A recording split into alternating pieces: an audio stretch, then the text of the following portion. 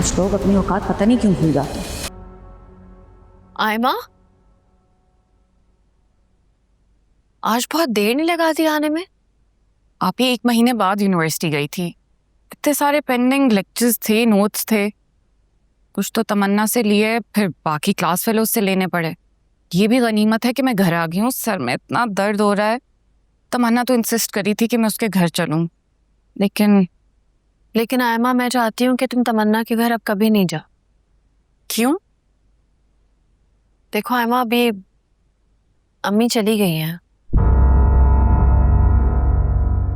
अम्मी जब तक जिंदा थी तो वो तुम दोनों का ध्यान रखती थी। अब वो इस दुनिया में नहीं रही हैं, और मुझसे जितना कुछ होता है मैं तुम दोनों के लिए करती हूँ। आयमा, मैं चाहती हूँ कि तुम थोड़ी सी रिस्पॉन्सिबल हो जाओ। कल को जब तुम दोनों अकेले रहोगे तो तुम्हें बड़ी बहन समझकर, बड़ी बहन बनकर अपना और साइम का ख्याल रखना होगा। अच्छा, तो इसका मतलब आप मुझसे और साइम से जान छुड़वाना चाह रही, हमें अपने घर से निकालना चाहती हैं? अम्मी के जाते ही आपने अपने चेहरे से नकाब उतार दिया। उस वक्त तो बड़े बड़े दावे करती थी कि हमारा ख्याल रखेंगी, हमें सपोर्ट करेंगी। मैंने कब कहा कि मैं सपोर्ट नहीं करूंगी, और कब नहीं किया? मैं और साइम कैसे रहेंगे उस घर में अकेले? मैंने तुम दोनों को अकेला कब छोड़ा है? मैं तुम दोनों को अकेला कभी नहीं छोड़ सकती। उस वक्त अम्मी के लाख समझाने के बावजूद आप तैयार थी हमारे साथ रहने के लिए। याद है जब आपके शौहर नामदार ने आपको जूतियों पे रखा हुआ था तो आप खुद भागना चाहती थी इस घर से। यही तो तुम्हारी बातें, बिना सोचे समझे बस बोलती चली जाती हो, है ना? बुरा मत मनाइएगा, लेकिन एक इंसान आपको इतने महीनों से ह्यूमिलिएट कर रहा है, टॉर्चर कर रहा है, आपको मौत के मुंह तक पहुंचा दिया उसने, और अब जब उसको गिल्ट फील हो रहा है तो उसका रवैया बदल गया। ये मुझे परमानेंट नहीं लग रहा है। जो भी आयमा, ये आप ही और उनके शौहर का मामला है। तुम कौन होती है उनके मामलात में अपनी राय देने वाली? राय नहीं दे रही, आईना दिखा रही हूं। आप चाहती हैं कि हम इस घर से चले जाएं? हमेशा फिल्मी बातें करती थी, और अम्मी कहती थी रोशनी को अपनी बड़ी बहन नहीं बल्कि माँ समझ के इज्जत दिया करो। अम्मी तो अल्लाह मियाँ के पास चली गई, और अब्बू, और जब आपका जिम्मेदारी उठाने का वक्त आया तो आप हमें इस घर से निकाल रही हैं।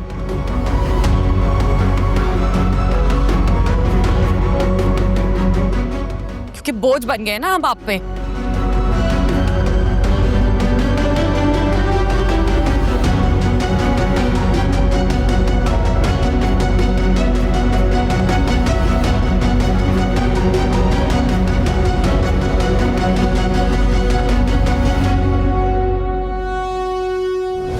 मेरे बहन भाइयों का दिल मुझसे ख़राब नहीं होना चाहिए अम्मी। मैं आपसे वादा करती हूँ, इन दोनों का ख्याल मैं मरते दम तक रखूंगी। वादा, वादा।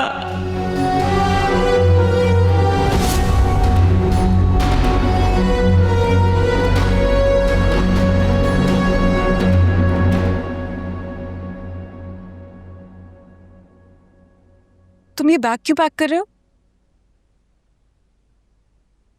अब जाहिर है जाना है तो बैग तो पैक करना है ना। हम कहीं नहीं जा रहे साईं।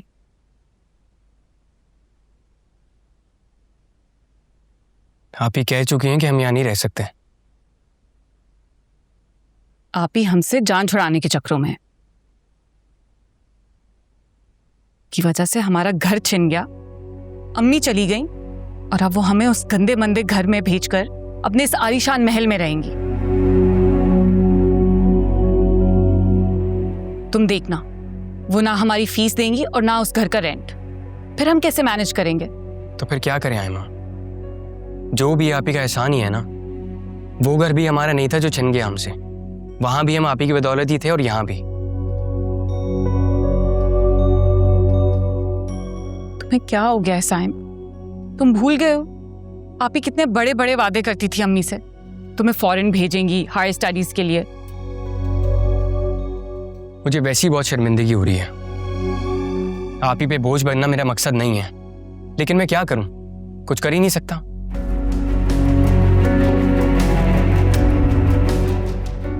मेरी यूनिवर्सिटी भी कंप्लीट नहीं हुई, वरना मैं ही जॉब कर लेती।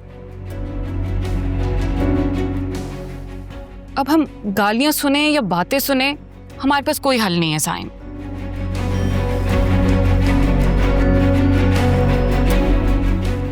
चले जाते हैं। हम ऐसे नहीं जाएंगे, और अगर हम ऐसे यहां से गए ना, तो हमारा आप ही से इसके बाद कोई ताल्लुक नहीं रहेगा।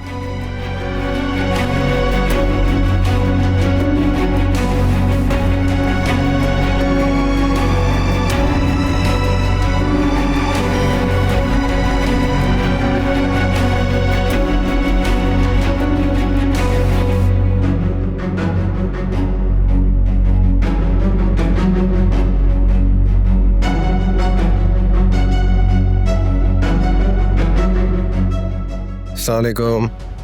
वालेकुम अस्सलाम। आज आप जल्दी आ गए? क्यों, मैं जल्दी कर नहीं आ सकता? नहीं, हर दिन लेट आते हैं ना, इसलिए पूछ रही थी। रोशनी ऑफिस में काम ही नहीं था, बोर हो रहा था, सोचा तुम्हारे पास आ जाऊं, इवनिंग स्पेंड करेंगे अच्छी से।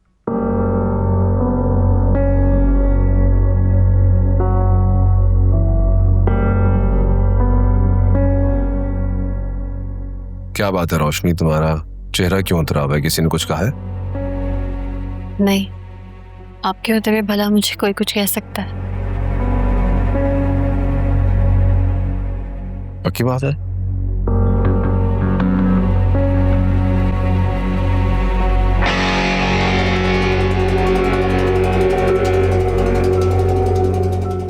अगर किसी ने कुछ कहा है तो मुझे बता दो, मैं उसका दिमाग ठीक कर दूंगा।